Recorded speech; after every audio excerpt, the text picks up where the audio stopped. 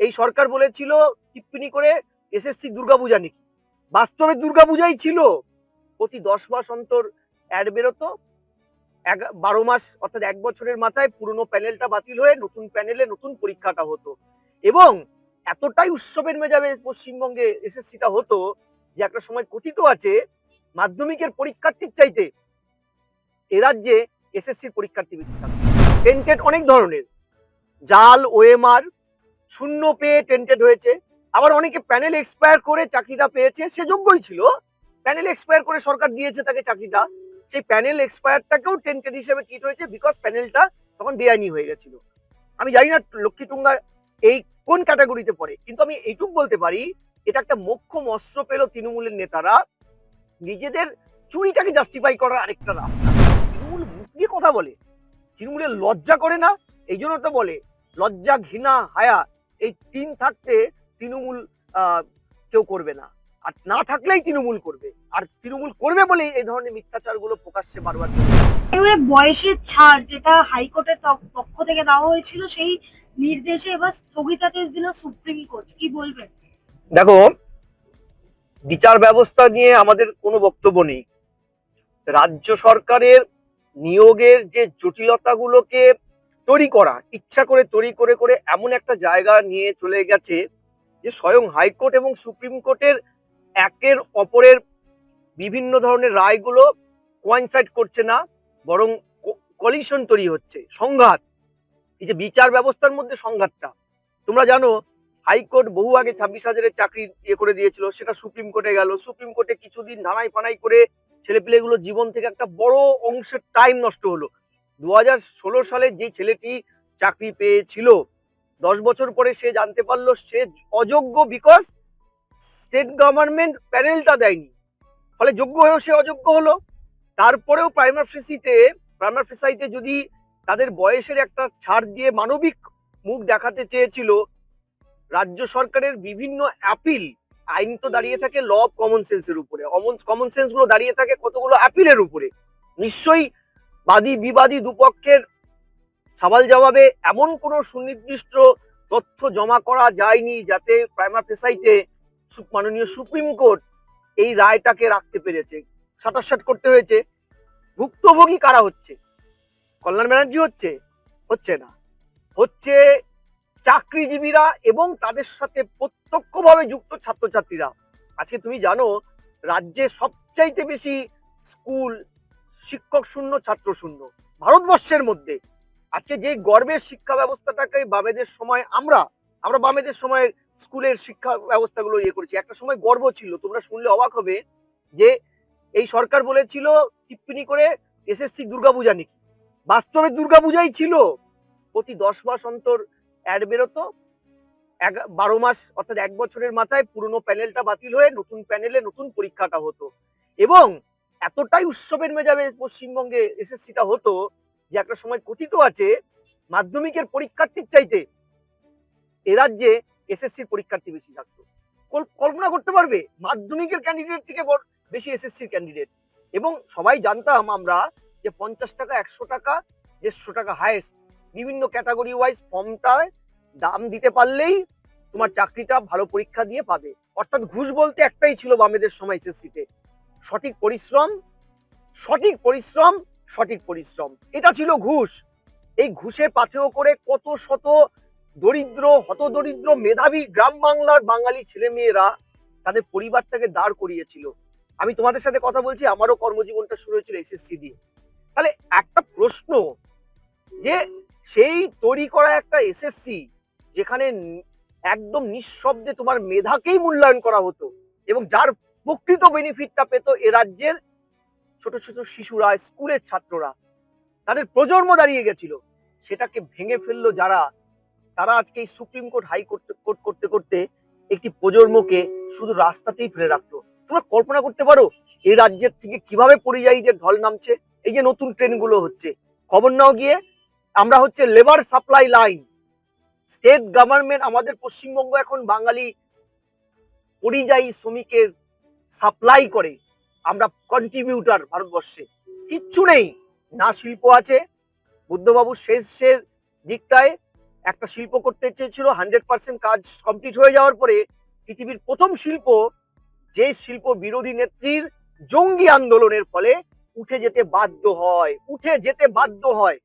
এবং সেই যে বাঙালির নামে তকমাটা, দেখো মমতা ব্যানার্জি থাকবে না, অভিষেক থাকবে না, তৃণমূল থাকবে না, যুগের নিয়মে এটাই নিয়ম, কিন্তু বাঙালি জীবনে যে তকমাটা লাগিয়ে দিয়ে গেল শিল্প বিরোধী তকমা, আর আগামীতে এই তকমাটাকে উঠাতে গেলে যারাই ক্ষমতায় আসুক না কেন তাদের বেগ পেতে হবে।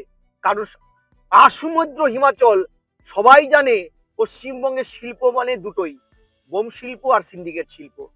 আর নতুন একটা তৃণমূলের হাত ধরে হয়েছে, আরো ফুলে ফেপে উঠেছে হালামোলে কাটমানি শিল্প। এছাড়া এই রাজ্যে কোনো শিল্প নেই, আর কাজও নেই, এসএসসিও নেই। এই যে আপনারা দেখেছিলেন যে সিপিএম এর লয়াররা যারা টেন্টেড করে চিৎকার করে সুপ্রিম কোর্ট পর্যন্ত এসছে, দেখেছিলেন তো? হ্যাঁ, এদের মধ্যে ইম্পর্টেন্ট নেম হচ্ছে লক্ষ্মী টুন্ডা, যেটাকে নিয়ে যাতে অভিজিৎ গাঙ্গুলি বেশি নাচানাচি করেছিল। ঠিক আছে, আজকে টেন্টেড লিস্টে লক্ষ্মী টুন্ডার নাম বেরিয়েছে গেছে। বুঝতে পেরেছেন তো? এই রকম অনেকগুলো আছে সিপিএম এর লয়াররা যাদের নিয়ে মামলা করতে গেছে তারাই টেন্টেড বেরোচ্ছে। টেন্টেড এর অনেকগুলো ভ্যারাইটি আছে, আমি লক্ষ্মী টুঙ্গার হয়ে কথা বলছি না। জেনে রাখো, দর্শকদের মধ্যে একটা ইয়ে হচ্ছে যে লক্ষ্মী টুন্ডার কি কোথায় নাম ছিল, সিবিআই এতে টেন্টেড অনেক ধরনের, জাল ওএমআর শূন্য পেয়ে টেন্টেড হয়েছে, আবার অনেকে প্যানেল এক্সপায়ার করে চাকরিটা পেয়েছে, সে যোগ্যই ছিল, প্যানেল এক্সপায়ার করে সরকার দিয়েছে তাকে চাকরিটা, সেই প্যানেল এক্সপায়ারটাকেও টেন্টেড হিসেবে ট্রিট হয়েছে, বিকজ প্যানেলটা তখন বেআইনি হয়ে গেছিল। আমি জানি না লক্ষ্মী টুঙ্গা এই কোন ক্যাটাগরিতে পড়ে, কিন্তু আমি এইটুক বলতে পারি এটা একটা মোক্ষম অস্ত্র পেল তৃণমূলের নেতারা নিজেদের চুরিটাকে জাস্টিফাই করার আরেকটা রাস্তা। আচ্ছা বলো, এই সিবিআই তো 17 কলায় চাকরি চুরির অভিযোগ এনেছিল এবং প্রমাণিত অভিযোগ, 17টা পন্থা অবলম্বন করে মানিক ভট্টাচার্য, সুবিরেশ ভট্টাচার্য, পার্থ চ্যাটার্জি, অপা ঘপা, এক ঝাঁক তৃণমূলের নেতা মন্ত্রী, যুব নেতা কুন্তল ঘোষ, সবাই চাকরিটা চুরি করেছিল, তাই তো? তাহলে কই ওগুলোর কথা তো আইসিএসসির আইনজীবী সাংসদ কল্যাণ ব্যানার্জি বলে না? কল্যাণ ব্যানার্জি কথা দলই বিশ্বাস করে না। কল্যাণ ব্যানার্জি তো বছর 2-3 আগে চিৎকার করেছিল আইপ্যাক কি, আইপ্যাক একটা ভোট কুশলীর সংস্থা নয়, ওটা একটা মানি লন্ডারিং সংস্থা, এইটা অভিযোগ করেছিল। এটা একটা অপারেটিং এজেন্সি যারা পয়সার বিনিময়ে নাকি পদ বিক্রি করে তৃণমূলে। কি তাহলে তো ওটা সত্য ধরতে হবে, প্রশ্নটা তা নয়। তৃণমূল, আমি বলছি, যদি বিরোধীরা কেস ফাইল করে, বিকাশ রঞ্জন ভট্টাচার্য, ফিরদৌস শামীম, তারপরে সুদীপ্ত দাশগুপ্ত, এরা যদি এই সুযোগটা পেয়ে থাকে, সুযোগটা কে দিয়েছে? রাজ্য সরকার দিয়েছে।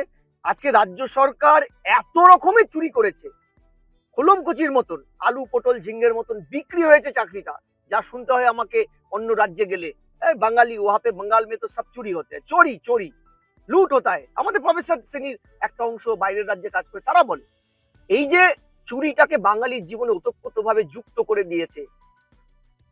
বাঙালি মানে চুরির সমার্থক, চোরের সমার্থক। তৃণমূল যেটা করে দিয়েছে সেটা কি ভুল প্রমাণিত হয়? তার মানে কল্যাণ ব্যানার্জির কথা আমি আবারও বলছি, তার দল বিশ্বাস করে না। তার দল এতটাই তার আইনজীবী সত্তা পাণ্ডিত্যকে সম্মান জানায় যে বড় বড় কেসগুলো মমতা ব্যানার্জি কল্যাণ ব্যানার্জিকে দিয়ে লড়ায় না, সব লড়াই দিল্লির বড় বড় উকিলদের দিয়ে। ঠিক আছে, কপিল সিব্বাল, অমুক তমুক।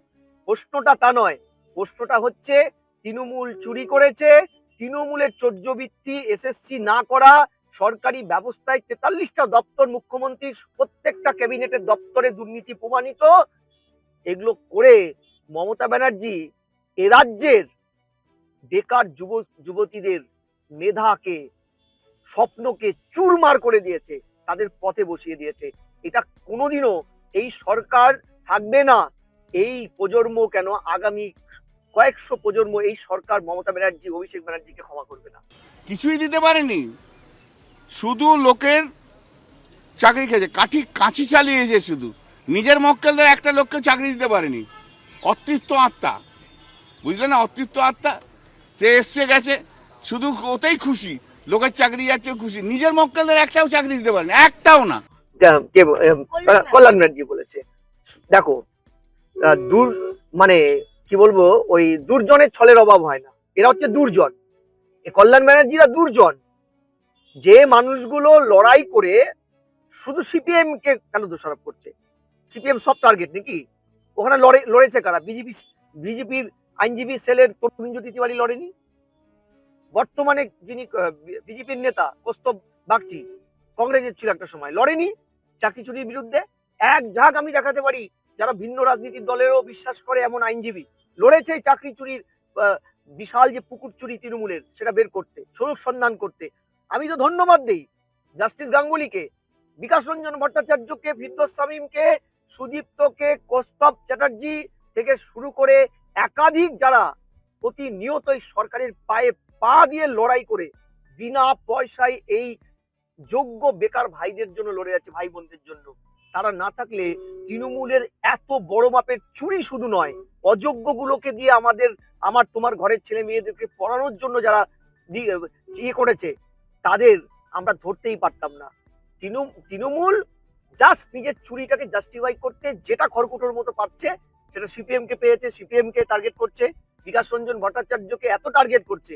আচ্ছা বলো তো, তারা কি একটাবার বলেছে বিকাশ বাবু এই কেসটা করার সুযোগটা পেলো কেন? তারা চুরি করেছে বলে তো। আচ্ছা বিকাশ বাবু কেস করেছে, বিকাশ বাবু নাকি আত্মা, কি বললে তোমরা, কি আত্মা? অতিত্ব আত্মা।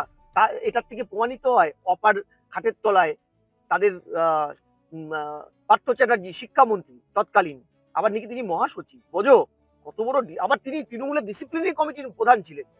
তার খাটের তলায় যে চাকরি চুরির টাকাগুলো লুকোনো ছিল, সেটা কি ভুল প্রমাণিত হয়? ভুল প্রমাণিত হয়? এটা কি ভুল প্রমাণিত হয়? মানিক ভট্টাচার্য চাকরি বিক্রি করেনি, সুবিরেশ ভট্টাচার্য চাকরি বিক্রি করেনি, শিক্ষা দপ্তরে এক ঝাঁক আধিকারিক চাকরি বিক্রি করেনি। পশ্চিমবঙ্গের ইতিহাসে প্রথম লজ্জাজনক ইতিহাস রচনা করেছে ওই বিদ্যাসাগর ভবন। ওই বিদ্যাসাগর ভবন বামেরা তৈরি করেছিল।